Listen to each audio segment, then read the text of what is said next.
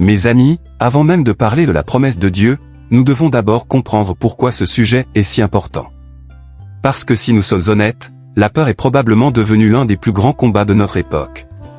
Lorsque nous observons le monde dans lequel nous vivons aujourd'hui, nous constatons que les raisons de s'inquiéter semblent se multiplier chaque jour. Les médias diffusent en permanence des nouvelles inquiétantes. Les crises économiques se succèdent. Les conflits éclatent dans plusieurs régions du monde. Les familles traversent des tensions. Les entreprises ferment. Les emplois deviennent parfois précaires. Et même lorsque nous essayons de nous protéger de toutes ces informations, il suffit souvent d'un simple événement dans notre vie personnelle pour que la peur commence à frapper à la porte de notre cœur. Pour certaines personnes, cette peur concerne leur santé. Pour d'autres, il s'agit de leurs finances. Pour d'autres encore, c'est l'avenir de leurs enfants. Certains ont peur de rester seuls. D'autres ont peur de perdre ce qu'ils ont construit pendant des années.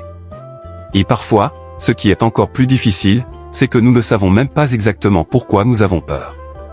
Nous ressentons simplement une inquiétude permanente. Comme une pression intérieure. Comme si quelque chose de mauvais pouvait arriver à tout moment. Avez-vous déjà ressenti cela? Cette impression étrange que tout semble aller relativement bien autour de vous, mais qu'au fond de votre cœur, vous n'arrivez pas à être complètement en paix. Si oui, sachez que vous êtes loin d'être seul. Des millions de personnes vivent exactement la même chose. Mais voici ce qui est intéressant. Lorsque nous ouvrons la Bible, nous découvrons que ce problème n'est pas nouveau. La peur n'est pas apparue avec Internet. La peur n'est pas apparue avec les crises économiques modernes. La peur existe depuis que l'humanité existe. Et pourtant, à travers toute la Bible, Dieu répète constamment la même chose à ses enfants, n'aie pas peur. Cette expression et ses variantes apparaissent des centaines de fois dans les Écritures. Pourquoi? Parce que Dieu connaît parfaitement la tendance naturelle du cœur humain. Il sait que lorsque nous ne comprenons pas ce qui se passe, nous avons tendance à imaginer le pire. Lorsque nous ne voyons pas la solution, nous avons tendance à croire que la solution n'existe pas. Lorsque nous ne voyons pas le chemin, nous avons tendance à penser qu'il n'y a pas de chemin. Et c'est exactement là que la peur commence à grandir. La peur prospère dans l'incertitude. La peur prospère dans les scénarios imaginaires. La peur prospère lorsque nous regardons uniquement nos circonstances. Mais voici une vérité que vous devez absolument comprendre aujourd'hui. La peur n'est pas seulement une émotion. La peur est aussi une voix. Une voix qui essaie constamment de vous raconter une histoire. Une voix qui vous dit « Tu ne vas pas y arriver. Dieu ne va pas intervenir. Cette situation est trop compliquée. Ton problème est différent. Ton miracle n'arrivera jamais. Il est déjà trop tard. » Et plus nous écoutons cette voix, plus elle devient forte. Mais heureusement, Dieu nous donne une autre voix à écouter. La voix de sa parole. La voix de ses promesses. La voix de sa présence. Et c'est précisément la raison pour laquelle nous sommes ensemble aujourd'hui. Parce que Dieu veut remplacer la voix de la peur par la voix de la foi. Maintenant, permettez-moi de vous poser une question importante. Lorsque vous vous retrouvez face à une situation difficile, quelle est la première chose que vous écoutez? Est-ce que vous écoutez immédiatement vos inquiétudes? Est-ce que vous écoutez les opinions des gens autour de vous? Est-ce que vous écoutez les informations négatives? Ou est-ce que vous cherchez d'abord à entendre ce que Dieu dit concernant votre situation? Prenez quelques secondes pour réfléchir honnêtement à cette question. Parce que votre réponse révèle souvent la source principale de votre paix, ou de votre peur. Et c'est exactement ce qui nous conduit au premier grand enseignement de cette vidéo. Car contrairement à ce que beaucoup pensent, la Bible ne dit pas que les croyants ne ressentiront jamais la peur. La Bible enseigne quelque chose de beaucoup plus puissant. Elle nous enseigne que même lorsque la peur se présente, elle n'est pas obligée de devenir notre maître. Et pour comprendre cela, nous allons maintenant regarder l'exemple de plusieurs grands personnages bibliques qui ont eux aussi connu la peur, mais qui ont appris à faire davantage confiance à Dieu qu'à leurs émotions. Maintenant que nous avons compris que la peur est une réalité humaine universelle, nous devons aller encore plus loin dans notre réflexion. Car beaucoup de croyants vivent avec une idée fausse concernant la foi. Ils pensent que les hommes et les femmes utilisés par Dieu étaient des personnes qui ne ressentaient jamais la peur. Ils imaginent que Moïse n'avait jamais peur. Ils imaginent que David n'avait jamais peur. Ils imaginent que les disciples n'avaient jamais peur. Ils imaginent que les grands serviteurs de Dieu étaient naturellement courageux en toutes circonstances. Pourtant, lorsque nous lisons attentivement les Écritures, nous découvrons une vérité complètement différente. Nous découvrons que les plus grands héros de la foi ont souvent connu les mêmes émotions que nous. Ils ont ressenti l'inquiétude. Ils ont ressenti le doute. Ils ont ressenti la fatigue. Ils ont ressenti le découragement. Et oui, ils ont également ressenti la peur. La différence n'était donc pas l'absence de peur. La différence était leur décision de continuer à faire confiance à Dieu malgré cette peur. C'est une vérité extrêmement importante parce qu'elle enlève un poids inutile des épaules de nombreuses personnes. Peut-être qu'aujourd'hui vous vous reprochez d'avoir peur. Peut-être que vous vous dites, si ma foi était plus forte, je ne ressentirais pas cela. Peut-être que vous vous comparez à d'autres croyants en pensant qu'ils sont plus spirituels parce qu'ils semblent plus confiants. Mais la Bible nous montre que même les plus grands serviteurs de Dieu ont dû apprendre à marcher avec courage au milieu de leurs inquiétudes. Prenons l'exemple de David. Lorsque nous pensons à David, nous pensons immédiatement à sa victoire contre Goliath. Nous imaginons ce jeune berger avançant avec assurance vers le géant philistin. Nous admirons sa foi. Nous admirons son courage. Nous admirons sa détermination. Mais essayons un instant de nous mettre à sa place. Devant lui se trouvait un homme gigantesque. Un guerrier expérimenté. Un combattant entraîné depuis sa jeunesse. Un homme capable d'inspirer la terreur à toute une armée. Autour de David se trouvaient des soldats professionnels qui refusaient d'affronter cet adversaire. Même le roi Saül était paralysé par la situation. Pensez-vous sincèrement que David n'a ressenti aucune émotion de peur en avançant vers ce combat? La Bible ne dit pas qu'il était dépourvu d'émotion. La Bible montre simplement qu'il avait choisi de placer sa confiance dans la puissance de Dieu plutôt que dans la taille du problème. Voilà ce qu'est la foi. La foi n'ignore pas le danger. La foi regarde au-delà du danger. La foi reconnaît la réalité du problème mais refuse de lui donner le dernier mot. David voyait le géant. Mais David voyait également la grandeur de Dieu. Et c'est précisément ce regard qui faisait toute la différence. Aujourd'hui encore, beaucoup de personnes regardent uniquement leurs géants. Elles regardent leurs dettes. Elles regardent leur maladie. Elles regardent leur solitude. Elles regardent leur échec. Elles regardent leur porte fermée. Et à force de regarder le problème, celui-ci finit par paraître gigantesque. Mais lorsque nous regardons Dieu, nous découvrons que même le plus grand géant reste petit devant sa puissance. Maintenant, regardons un autre exemple remarquable. Moïse devant la mer Rouge. Imaginez la scène. Le peuple d'Israël vient de quitter l'Égypte après des siècles d'esclavage.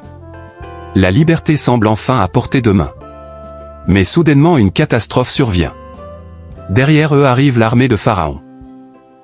Devant eux se trouve la mer Rouge. À droite et à gauche s'étend le désert. Toutes les issues semblent fermées. Tous les scénarios semblent défavorables. La situation paraît totalement désespérée. C'est exactement le genre de situation que beaucoup de personnes vivent aujourd'hui. Peut-être que vous avez l'impression d'être coincé entre plusieurs problèmes. Peut-être que vous avez l'impression qu'il n'existe aucune solution. Peut-être que vous avez prié, attendu, espéré, mais que vous ne voyez toujours aucune ouverture. C'est précisément ce que le peuple d'Israël ressentait. La peur s'est rapidement propagée dans tout le camp. Les gens ont commencé à paniquer. Ils ont commencé à imaginer le pire. Ils ont commencé à croire que leur histoire allait se terminer dans le désert. Pourtant, Dieu avait déjà préparé un chemin. Le peuple ne pouvait pas le voir. Moïse ne pouvait pas encore le voir. Mais Dieu le voyait déjà. Et c'est là une leçon extraordinaire pour nous. Lorsque nous ne voyons pas de solution, cela ne signifie pas qu'il n'existe pas de solution. Cela signifie simplement que nous ne voyons pas encore ce que Dieu prépare. Combien de fois avons-nous eu peur d'une situation qui finalement s'est résolue d'une manière totalement inattendue? Combien de fois avons-nous passé des nuits à nous inquiéter pour quelque chose qui ne s'est jamais produit?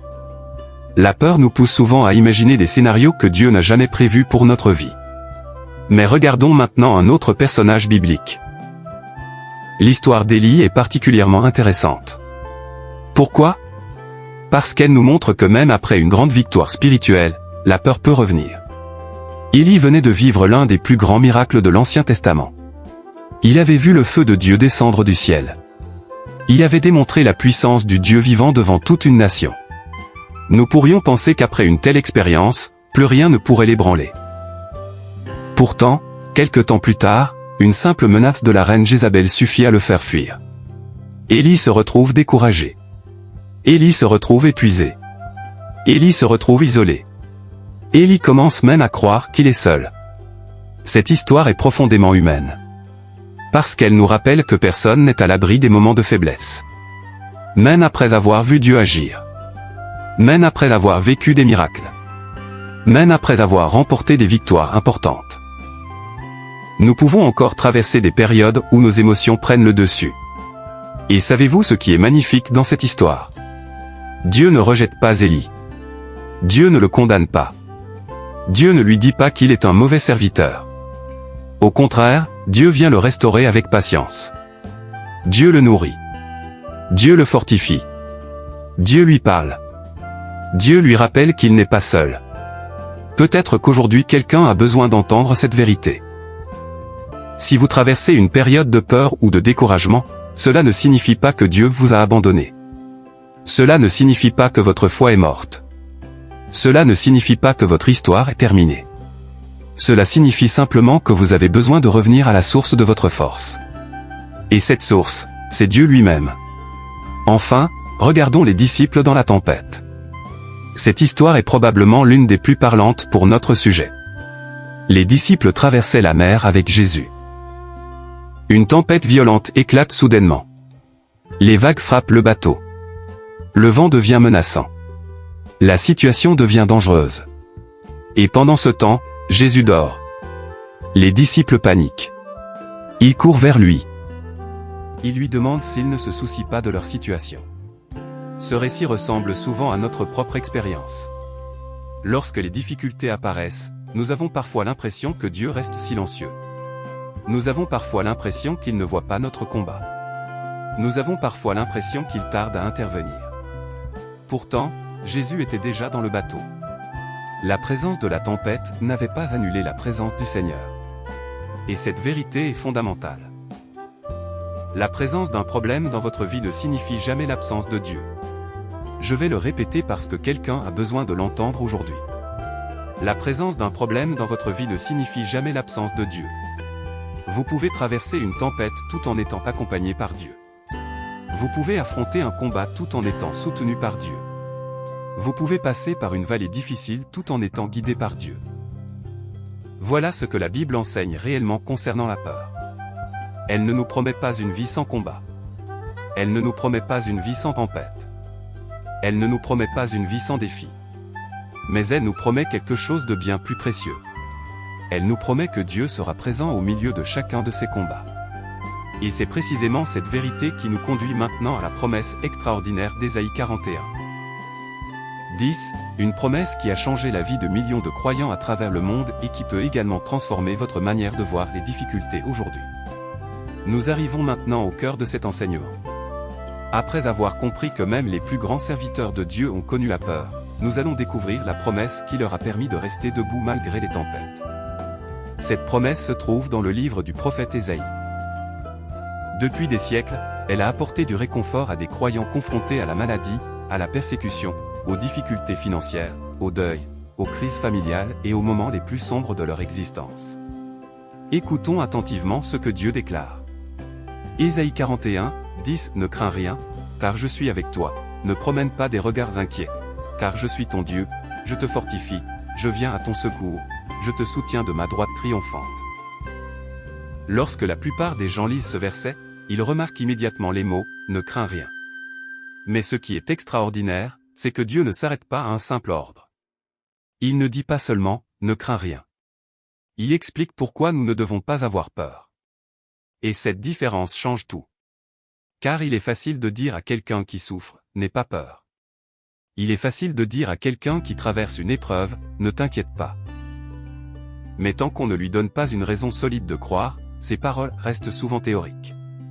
Dieu, lui, donne toujours une fondation à ses commandements. Chaque fois qu'il demande quelque chose à ses enfants, il leur donne également une promesse sur laquelle S'appuyer. Dans ce verset, Dieu présente 5 raisons puissantes pour lesquelles nous pouvons refuser de vivre sous l'emprise de la peur. Et nous allons les examiner une par une. Première promesse, je suis avec toi. Cette première déclaration est probablement la plus importante de tout le verset.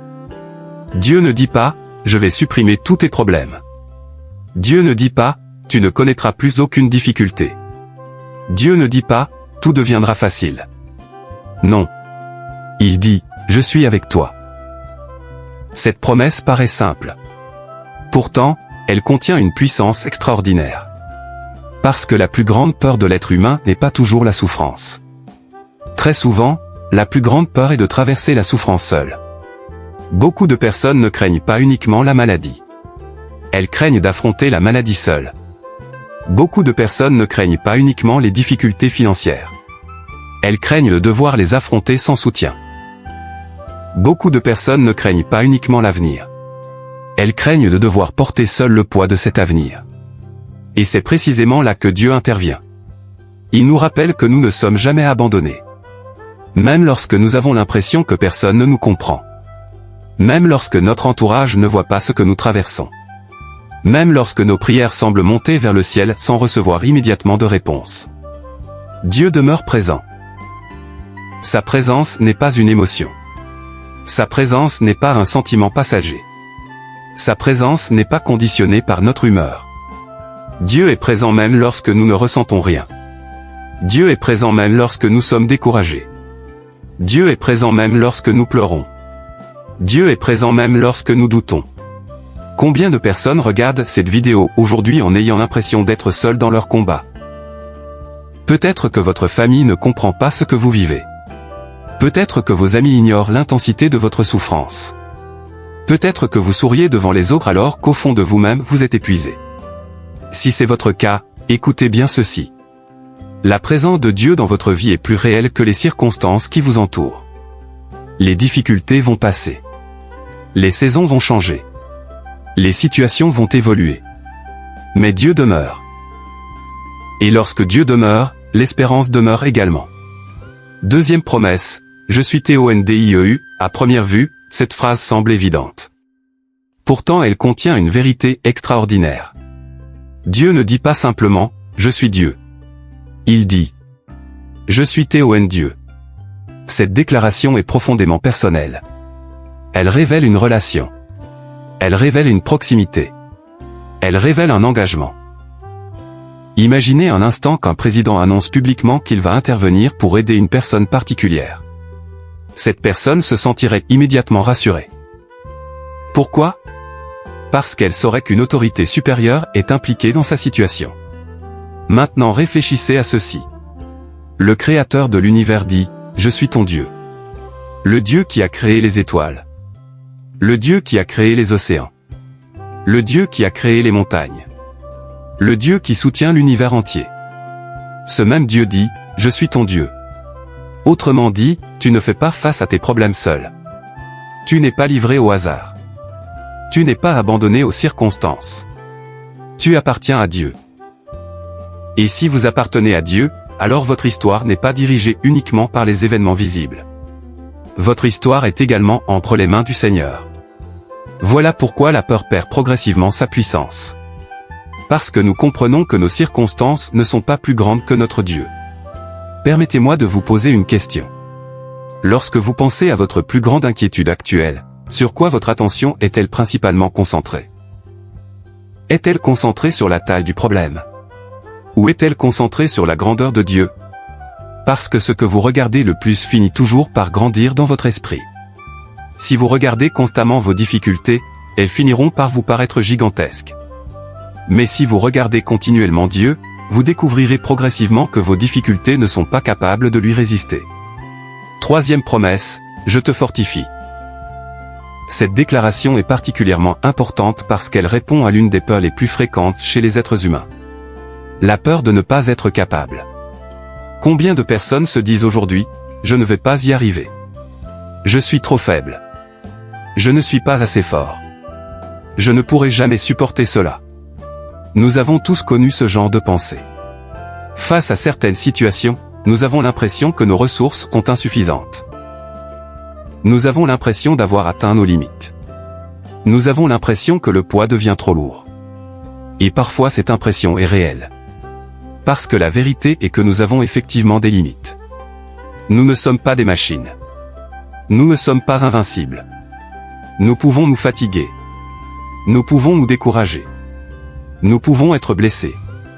Mais Dieu ne nous demande jamais de compter uniquement sur nos propres forces. C'est là toute la différence. Lorsque Dieu appelle quelqu'un à traverser une saison difficile, il promet également de lui fournir la force nécessaire pour traverser cette saison. Pas forcément la force pour toute une vie, mais la force pour aujourd'hui. Puis la force pour demain.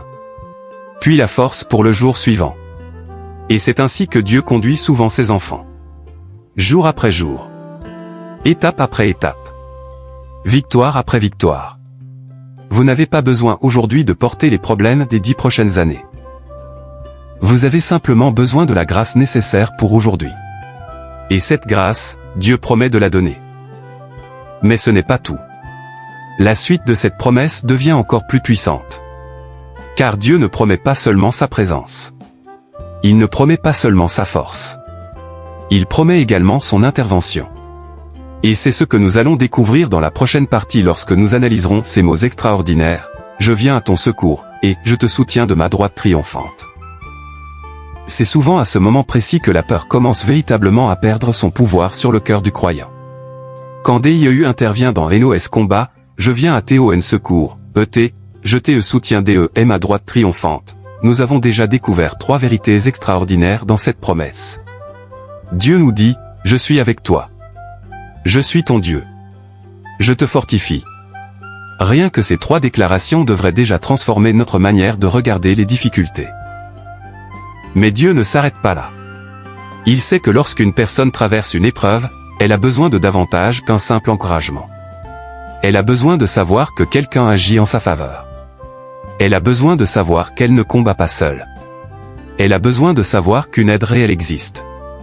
C'est précisément pour cette raison que Dieu ajoute 2 promesses supplémentaires. Et ces 2 promesses sont parmi les plus puissantes de toute la Bible. Écoutons-les de nouveau. Je viens à ton secours. Je te soutiens de ma droite triomphante. Ces paroles révèlent quelque chose de fondamental concernant le caractère de Dieu. Notre Dieu n'est pas un simple observateur. Notre Dieu n'est pas un spectateur qui regarde nos souffrances depuis le ciel. Notre Dieu est un Dieu qui intervient. Il est un Dieu qui agit. Il est un Dieu qui se manifeste. Il est un Dieu qui travaille même lorsque nous ne le voyons pas. Et parfois, c'est précisément ce que nous oublions lorsque nous traversons des moments difficiles. Nous regardons nos problèmes si longtemps que nous finissons par croire que rien ne bouge. Nous regardons nos circonstances si intensément que nous pensons que Dieu est inactif.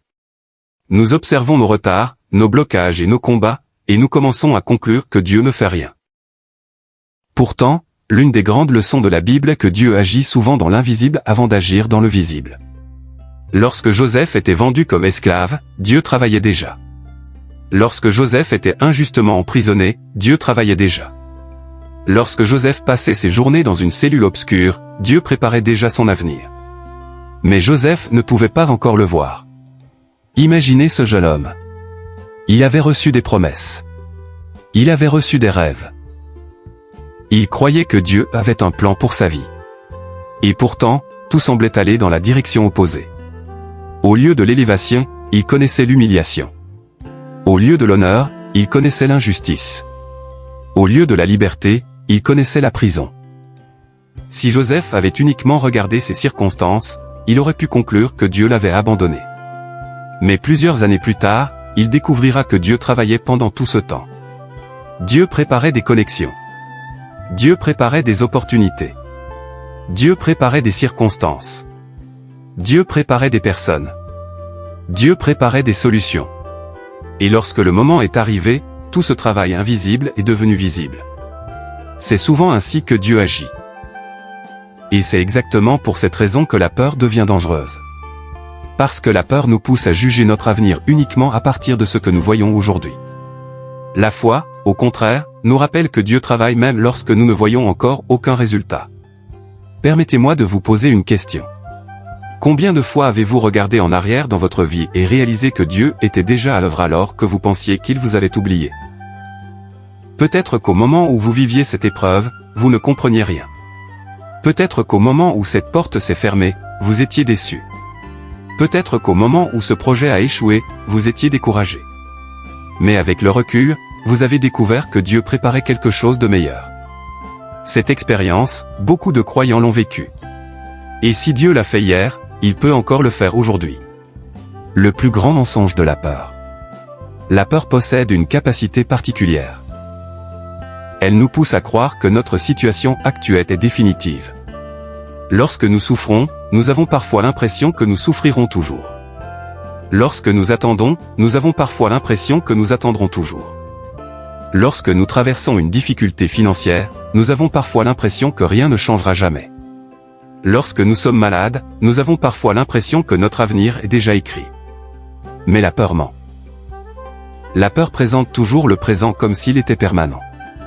Pourtant, toute la Bible démontre exactement le contraire. Le désert n'a pas duré éternellement. La prison de Joseph n'a pas duré éternellement. L'exil du peuple d'Israël n'a pas duré éternellement. La tempête des disciples n'a pas duré éternellement. Le tombeau de Jésus n'a même pas duré éternellement.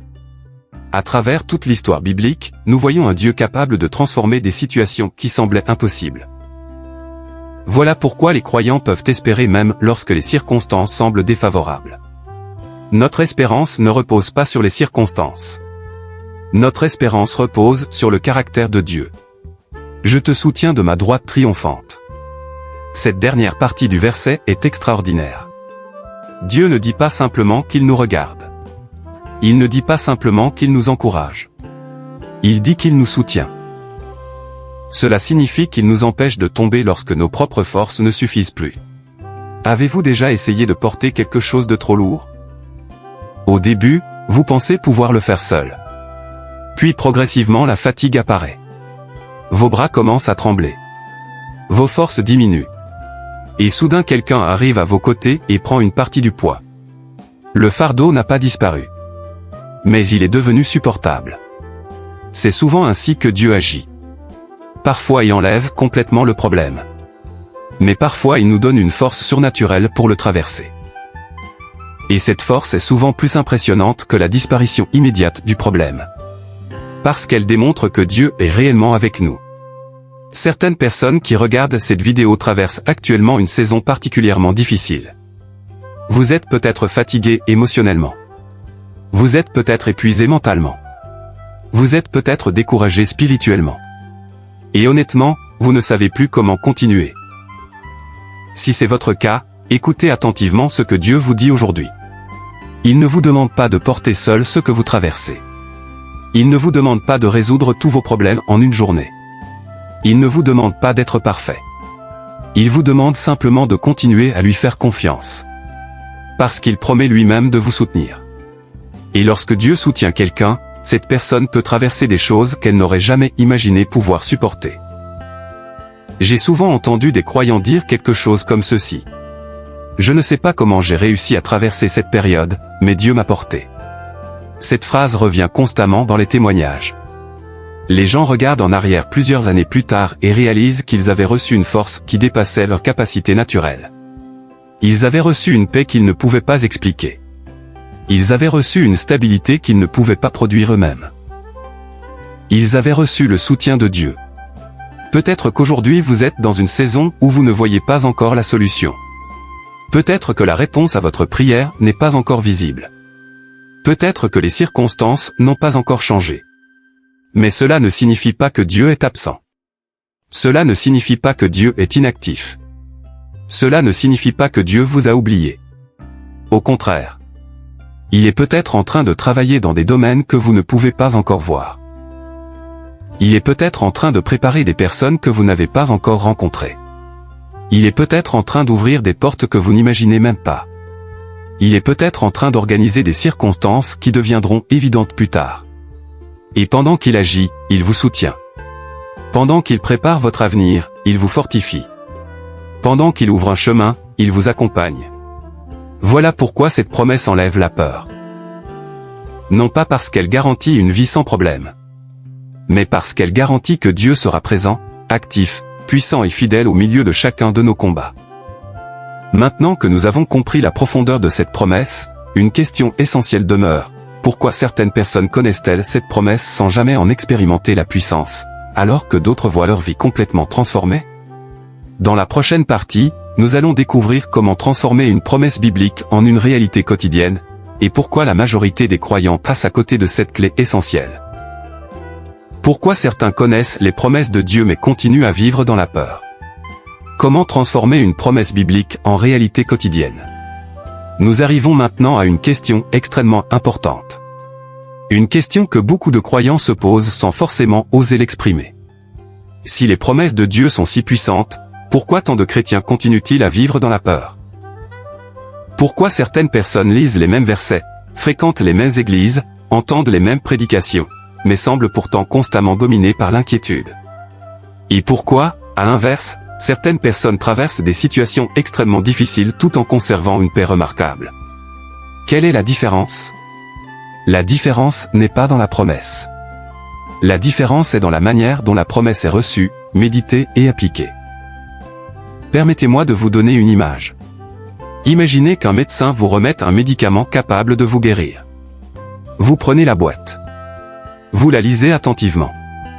Vous admirez son emballage. Vous expliquez même à d'autres personnes à quel point ce médicament est efficace. Mais vous ne l'utilisez jamais. Que se passera-t-il? La réponse est évidente. Le médicament possède toujours son pouvoir. Mais vous ne bénéficierez jamais de ses effets. Malheureusement, beaucoup de croyants traitent les promesses de Dieu exactement de cette manière. Ils connaissent les versets. Ils peuvent même les réciter par cœur. Ils les publient parfois sur les réseaux sociaux. Ils les entendent régulièrement dans les prédications. Mais ces promesses ne descendent jamais réellement dans leur cœur. Elles restent dans leur mémoire sans transformer leur manière de penser. Et c'est précisément là que se trouve le problème. Une promesse biblique ne produit pas de changement simplement parce qu'elle est connue. Elle produit du changement lorsqu'elle est crue.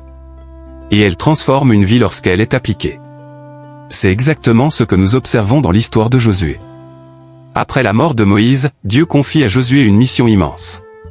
Il doit conduire tout un peuple vers la terre promise. La responsabilité est énorme. La pression est énorme. Les défis sont énormes. Et Dieu sait parfaitement ce qui se passe dans son cœur. Dieu sait que Josué ressent probablement de l'appréhension. Dieu sait que Josué regarde la grandeur de sa mission. Alors Dieu lui adresse une parole extraordinaire. Dans Josué chapitre 1 verset 9, nous lisons: Ne t'ai-je pas donné cet ordre, fortifie-toi et prends courage?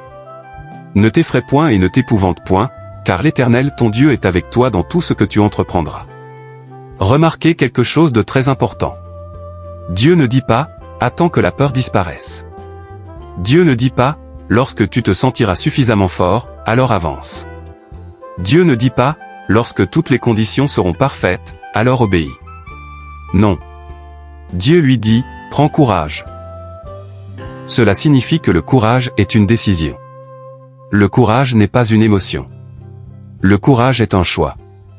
Très souvent, nous attendons de nous sentir courageux avant d'agir. Mais dans le royaume de Dieu, les choses fonctionnent souvent dans l'autre sens. Nous agissons dans la foi, puis le courage grandit progressivement. David ne s'est pas senti courageux après avoir vaincu Goliath. Son courage s'est développé lorsqu'il a avancé vers Goliath. Moïse ne s'est pas senti courageux après l'ouverture de la mer Rouge. Son courage s'est manifesté lorsqu'il a obéi à Dieu avant même de voir le miracle. Les disciples n'ont pas développé leur foi après être descendus du bateau. Ils ont développé leur foi en traversant les tempêtes. Et cette vérité peut changer votre vie. Parce qu'elle vous libère de l'attente.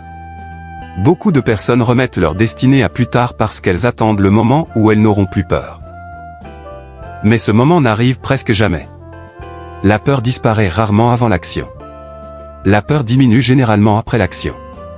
Lorsque vous commencez à marcher dans la foi, vous découvrez progressivement que Dieu est fidèle. Vous découvrez qu'il vous accompagne. Vous découvrez qu'il vous soutient. Vous découvrez qu'il ouvre des portes. Vous découvrez qu'il vous donne des ressources que vous ne soupçonniez même pas. Et chaque expérience avec Dieu devient ensuite une preuve supplémentaire pour les combats futurs. C'est exactement ainsi que la foi grandit. La foi grandit à travers l'expérience. Elle grandit à travers l'obéissance. Elle grandit à travers les victoires. Elle grandit à travers les témoignages. Et c'est pour cette raison que Satan cherche constamment à maintenir les croyants dans la peur. Parce qu'il sait qu'une personne paralysée par la peur reste immobile. Une personne dominée par l'inquiétude hésite constamment. Une personne prisonnière de ses angoisses reporte les décisions importantes. Une personne gouvernée par ses craintes finit souvent par abandonner avant même d'avoir essayé. Mais lorsque quelqu'un commence à faire confiance à Dieu, même avec une foi encore petite, quelque chose commence à changer. Il avance malgré ses doutes. Il continue malgré ses inquiétudes. Il persévère malgré ses questions. Et c'est souvent à ce moment-là qu'il découvre la fidélité de Dieu d'une manière nouvelle. Permettez-moi maintenant de vous poser une question très personnelle. Quelle est la chose que Dieu vous demande de lui confier aujourd'hui? Prenez quelques secondes pour réfléchir. Est-ce votre santé? Est-ce votre mariage? Est-ce votre avenir professionnel? Est-ce un projet que vous repoussez depuis longtemps? Est-ce une décision importante? Est-ce une blessure émotionnelle que vous portez depuis des années? Car il existe une différence énorme entre dire « Je crois que Dieu peut agir » et dire « Je choisis de lui remettre cette situation aujourd'hui ». La première phrase est théorique. La seconde est pratique. Et c'est dans cette dimension pratique que la paix commence réellement à s'installer. La paix de Dieu n'arrive pas parce que tous les problèmes disparaissent. La paix de Dieu arrive lorsque nous cessons de porter seul ce que Dieu nous demande de lui confier. C'est exactement ce que l'apôtre Paul explique dans Philippiens 4, 6-7. Ne vous inquiétez de rien, mais en toute chose faites connaître vos besoins à Dieu par des prières et des supplications avec des actions de grâce. Et la paix de Dieu, qui surpasse toute intelligence, gardera vos cœurs et vos pensées en Jésus-Christ. Regardez bien ce verset. Paul ne dit pas que Dieu supprimera instantanément tous les problèmes. Il dit que Dieu gardera nos cœurs et nos pensées. Autrement dit, Dieu intervient d'abord à l'intérieur avant d'intervenir à l'extérieur. Et cela explique pourquoi certaines personnes restent paisibles au milieu des tempêtes. Leur paix n'est pas produite par les circonstances. Leur paix est produite par leur relation avec Dieu. C'est cette paix qui leur permet de tenir lorsque tout semble vaciller autour d'elles. C'est cette paix qui leur permet de continuer lorsque les réponses tardent à arriver. C'est cette paix qui leur permet d'espérer lorsque tout semble impossible. Et c'est précisément cette paix que Dieu veut développer dans votre vie aujourd'hui. Maintenant que nous avons compris comment une promesse devient une réalité dans la vie quotidienne, il est temps de passer à quelque chose de très concret. Dans la prochaine partie, nous allons pratiquer ensemble un exercice spirituel puissant. Nous allons apprendre comment remplacer une peur précise par une promesse précise de Dieu. Car la transformation ne commence pas lorsque nous entendons seulement la vérité. La transformation commence lorsque nous décidons de l'appliquer. Nous avons maintenant parlé de la peur. Nous avons étudié plusieurs personnages bibliques. Nous avons découvert la puissance de la promesse d'Ésaïe 41 verset 10. Nous avons compris que la foi n'est pas l'absence de peur mais la décision de faire davantage confiance à Dieu qu'à nos inquiétudes. Mais maintenant, j'aimerais que nous passions à quelque chose de très concret. Parce qu'une vérité biblique devient réellement puissante lorsqu'elle commence à être appliquée dans la vie quotidienne. Et c'est précisément ce que nous allons faire ensemble maintenant. Je voudrais que vous imaginiez que vous êtes assis face à Dieu. Pas face à votre problème. Pas face à votre peur. Pas face à vos inquiétudes. Mais face à Dieu lui-même. Imaginez qu'il vous regarde avec amour. Imaginez qu'il connaît parfaitement votre situation. Imaginez qu'il connaît chaque détail de votre combat. Imaginez qu'il connaît vos larmes. Imaginez qu'il connaît vos nuits d'insomnie. Imaginez qu'il connaît vos questions sans réponse. Imaginez qu'il connaît même les peurs dont vous n'avez jamais parlé à personne. Et malgré tout cela, il vous dit, ne crains rien, car je suis avec toi. Voyez-vous la différence? Dieu ne parle pas à une foule anonyme. Dieu parle à une personne. Dieu parle à un cœur. Dieu parle à une vie. Et aujourd'hui cette parole vous est adressée personnellement. C'est pourquoi je vais vous demander quelque chose de très simple. Prenez une feuille de papier. Si vous n'en avez pas immédiatement sous la main, prenez simplement quelques secondes pour réfléchir. La première question est la suivante: quelle est ma plus grande peur aujourd'hui? Je ne parle pas de la peur que vous aviez il y a 5 ans. Je ne parle pas d'un problème déjà résolu. Je parle de ce qui occupe actuellement vos pensées. Je parle de ce qui revient constamment dans votre esprit. Je parle de ce qui vous préoccupe lorsque vous vous réveillez le matin. Je parle de ce qui vous empêche parfois de dormir le soir. Soyez honnête avec vous-même. Parce que Dieu travaille toujours à partir de la vérité. Peut-être que votre peur concerne votre santé. Peut-être qu'elle concerne votre situation financière. Peut-être qu'elle concerne votre mariage. Peut-être qu'elle concerne vos enfants. Peut-être qu'elle concerne votre avenir professionnel. Peut-être qu'elle concerne un projet qui semble bloqué. Peut-être qu'elle concerne une situation qui dure depuis tellement longtemps que vous commencez à perdre espoir. Quelle que soit cette peur, écrivez-la clairement. Ne l'embellissez pas. Ne la minimisez pas. Ne faites pas semblant qu'elle n'existe pas. Identifiez-la précisément. Parce qu'une peur clairement identifiée est déjà plus facile à combattre qu'une peur vague qui tourne constamment dans nos pensées. Maintenant, nous allons passer à la deuxième étape. Et cette étape est absolument essentielle. À côté de votre peur, écrivez une promesse biblique qui répond directement à cette peur. Si vous avez peur de l'avenir, écrivez Ésaïe 41 verset 10. Et si vous avez peur du manque, écrivez Philippiens 4 verset 19. Et mon Dieu pourvoira à tous vos besoins selon sa richesse avec gloire en Jésus-Christ. Si vous avez peur de la maladie, écrivez Psaume 46 verset 2, Dieu est pour nous un refuge et un appui, un secours qui ne manque jamais dans la détresse. Si vous avez peur de l'échec, écrivez Josué 1 verset 9. Si vous avez peur d'être abandonné, écrivez Hébreux 13 verset 5, je ne te délaisserai point et je ne t'abandonnerai point. Comprenez bien ce que nous sommes en train de faire. Nous sommes en train de remplacer la voix de la peur par la voix de Dieu. Parce que la peur parle. Mais Dieu parle également. La peur dit, tu ne vas pas y arriver. Dieu dit, je te fortifie. La peur dit, tu es seul. Dieu dit, je suis avec toi. La peur dit, il n'y a pas de solution. Dieu dit, je viens à ton secours. La peur dit, tu vas tomber. Dieu dit, je te soutiens de ma droite triomphante. Voyez-vous ce qui se passe? Chaque fois que la peur part, Dieu possède déjà une réponse. Chaque fois que l'inquiétude se manifeste, Dieu possède déjà une promesse. Chaque fois que le doute apparaît, Dieu possède déjà une parole. Et c'est précisément cette parole qui doit devenir plus forte que nos inquiétudes. Maintenant arrive la troisième étape. Et cette étape est souvent celle que beaucoup de personnes oublient. La troisième étape consiste à poser une action de foi. Parce que la foi véritable produit toujours une action. Je vais vous donner un exemple. Si quelqu'un dit qu'il croit que Dieu peut bénir son projet mais qu'il refuse constamment d'avancer par peur de l'échec, il ne permet pas à sa foi de s'exprimer pleinement. Si quelqu'un croit que Dieu peut restaurer son couple mais refuse toute communication ou toute démarche de réconciliation, sa foi reste bloquée au niveau de l'intention. Si quelqu'un croit que Dieu peut ouvrir une porte professionnelle mais n'envoie jamais de candidature, il limite lui-même les opportunités. La foi agit. Pas parce qu'elle voit déjà le miracle, mais parce qu'elle croit que Dieu travaille. Alors posez-vous cette question. Quelle est l'action simple que je peux accomplir cette semaine pour démontrer ma confiance en Dieu? Peut-être qu'il s'agit d'un appel téléphonique. Peut-être qu'il s'agit d'une candidature. Peut-être qu'il s'agit d'une conversation importante.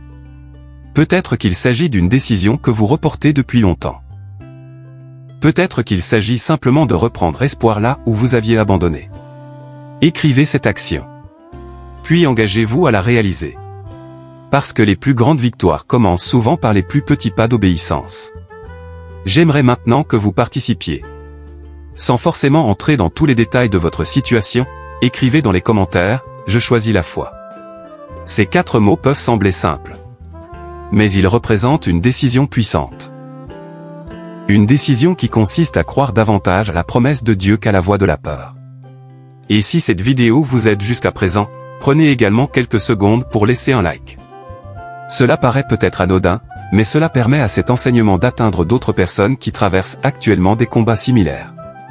Nous avons maintenant compris ce qu'est réellement la peur. Nous avons découvert pourquoi même les plus grands hommes de Dieu ont connu cette émotion. nous avons étudié en profondeur la promesse extraordinaire d'Ésaïe 41 verset 10. Nous avons appris comment transformer une promesse biblique en une réalité quotidienne. Et nous avons réalisé ensemble un exercice pratique. Mais avant de terminer, j'aimerais vous partager une dernière vérité. Une vérité qui résume tout cet enseignement. Et cette vérité pourrait transformer votre manière de regarder l'avenir à partir d'aujourd'hui. La peur n'a pas le dernier mot. Nous arrivons maintenant à la fin de cet enseignement. Et avant de nous quitter, j'aimerais que nous prenions quelques instants pour revenir sur tout ce que nous avons découvert ensemble. Parce que parfois, lorsqu'une personne traverse une période difficile, elle entend beaucoup de choses, elle reçoit beaucoup de conseils, elle lit beaucoup de versets, mais au milieu de toutes ces informations, elle risque de manquer l'essentiel. Alors revenons à l'essentiel. Aujourd'hui, nous avons vu que la peur est une réalité humaine. Nous avons compris que même les plus grands hommes de Dieu ont connu la peur. David a connu la peur. Moïse a connu la peur. Élie a connu la peur. Les disciples ont connu la peur. Et pourtant, aucun d'entre eux n'a laissé la peur écrire le dernier chapitre de son histoire. Pourquoi? Parce qu'ils ont appris une vérité que chaque croyant doit comprendre. La peur est une émotion. Mais elle n'est pas un maître. La peur peut frapper à la porte de votre cœur. Mais elle n'a pas l'obligation d'y habiter. La peur peut se présenter devant vous. Mais elle n'a pas le droit de diriger votre destinée. La peur peut essayer de vous parler. Mais elle n'a pas le droit de devenir la voix que vous écoutez le plus. Et c'est précisément là que se trouve le combat spirituel de nombreux croyants. Le véritable combat n'est pas toujours entre le bien et le mal. Très souvent, le combat se déroule entre deux voix. La voix de la peur. Et la voix de Dieu. La voix de la peur dit, regarde tout ce qui pourrait mal se passer. La voix de Dieu dit, regarde tout ce que je suis capable de faire. La voix de la peur dit, tu es seul. La voix de Dieu dit, je suis avec toi. La voix de la peur dit, tu n'es pas assez fort. La voix de Dieu dit, je te fortifie. La voix de la peur dit, personne ne peut t'aider. La voix de Dieu dit, je viens à ton secours. La voix de la peur dit, tu vas tomber. La voix de Dieu dit, je te soutiens de ma droite triomphante. Mes amis, la question n'est donc pas de savoir si vous entendrez la voix de la peur. Vous l'entendrez probablement encore. La question est de savoir quelle voix vous allez croire. Parce que la direction de votre vie dépend souvent de la voix qui reçoit votre confiance. Et peut-être qu'aujourd'hui quelqu'un regarde cette vidéo dans un moment particulièrement difficile. Peut-être que vous êtes fatigué. Peut-être que vous êtes découragé. Peut-être que vous avez prié pendant longtemps sans voir encore la réponse. Peut-être que vous avez l'impression que votre situation ne change pas. Peut-être que vous commencez même à vous demander si Dieu vous entend encore. Si c'est votre cas, permettez-moi de vous dire quelque chose avec beaucoup d'amour. Ne prenez jamais une saison difficile comme une preuve de l'absence de Dieu. Ne prenez jamais un retard comme une preuve du rejet de Dieu. Ne prenez jamais un silence comme une preuve que Dieu a cessé d'agir. Parce que très souvent, lorsque nous pensons que Dieu est silencieux, il est simplement en train de travailler dans des domaines que nous ne pouvons pas encore voir. Joseph ne voyait pas ce que Dieu préparait. Moïse ne voyait pas ce que Dieu préparait. David ne voyait pas ce que Dieu préparait. Les disciples ne voyaient pas ce que Jésus allait faire au milieu de la tempête. Et pourtant, Dieu était déjà à l'œuvre. Et peut-être qu'au moment même où vous écoutez ces paroles, Dieu est également en train de travailler dans votre situation. Peut-être qu'il prépare une rencontre. Peut-être qu'il prépare une réponse. Peut-être qu'il prépare une opportunité. Peut-être qu'il prépare une restauration. Peut-être qu'il prépare un témoignage que vous raconterez un jour à d'autres personnes. Mais pour l'instant, il vous demande simplement de continuer à lui faire confiance. Parce que la foi ne consiste pas seulement à croire lorsque tout va bien. La foi consiste également à croire lorsque nous ne comprenons pas encore tout ce que Dieu est en train de faire. J'aimerais maintenant vous inviter à prendre une décision. Une décision simple mais profonde. Une décision qui peut marquer un tournant dans votre vie spirituelle. Si aujourd'hui vous choisissez de remettre votre peur entre les mains de Dieu, écrivez dans les commentaires, je choisis de faire confiance à Dieu. Pas demain. Pas lorsque les circonstances auront changé. Pas lorsque toutes les réponses seront visibles. Aujourd'hui. Maintenant. À cet instant précis. Écrivez-le comme un acte de foi. Écrivez-le comme une déclaration.